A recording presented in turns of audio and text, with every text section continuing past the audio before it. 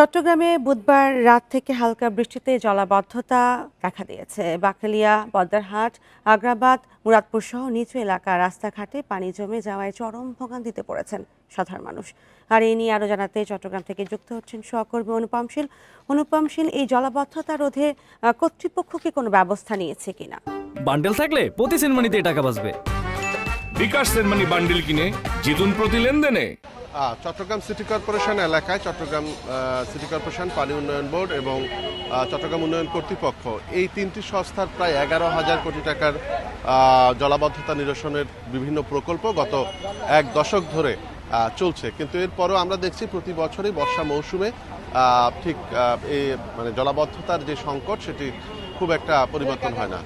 আমরা এখন আছি চট্টগ্রামের কাতালগঞ্জ এলাকায় এবং আমার পেছনে আপনি দেখতে পাচ্ছেন যে কাতালগঞ্জের এই আবাসিক এলাকাটিতে আমরা এখন যে জায়গাটিতে আছি এখানে অন্তত হাঁটু পানি এবং গত 2 থেকে আড়াই ঘন্টা ধরে কোনো বৃষ্টি নেই। এরপরও এই অবস্থা, অর্থাৎ যদি বৃষ্টি থাকে তাহলে বৃষ্টির সময় সকাল ভোরে 6টার দিকে কিন্তু যখন বৃষ্টিপাত হচ্ছিল তখন কিন্তু এখানে কোমর পানিতে ডুবেছিল এবং এখন সময় গড়ানোর সাথে সাথে এটি আস্তে আস্তে কমছে।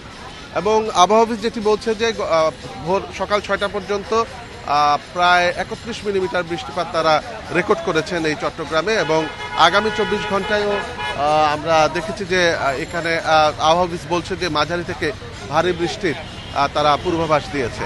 তো বৃষ্টি হলেই এরকম চট্টগ্রামের নিচু এলাকাগুলো, বিশেষ করে আমরা এখন যেখানে আছি এই চকবাজার, কাতালগঞ্জ এলাকা, বাকলিয়া এলাকা, বহদ্দারহাট এলাকা এবং আগ্রাবাদ বাণিজ্যিক এলাকা, এই সমস্ত এলাকায় কিন্তু বৃষ্টি হলেই পানি জমে এবং তাতে সাধারণ মানুষের ভোগান্তি অনেকটাই বাড়তে থাকে এবং এই ভোগান্তি ঠিক কবে নাগাদ শেষ হবে সেটি বলা যাচ্ছে না। তবে সাধারণ মানুষ আজ যেটি বলছেন যে চলতি বছর সামগ্রিকভাবে জলাবদ্ধতার যে সংকট সেটি কিছুটা আগের চেয়ে কমেছে। চট্টগ্রামে হালকা বৃষ্টিতে দেখা দিয়েছে জলাবদ্ধতা এবং সেই বিষয়ে জানাচ্ছিলেন সহকর্মী অনুপম শীল।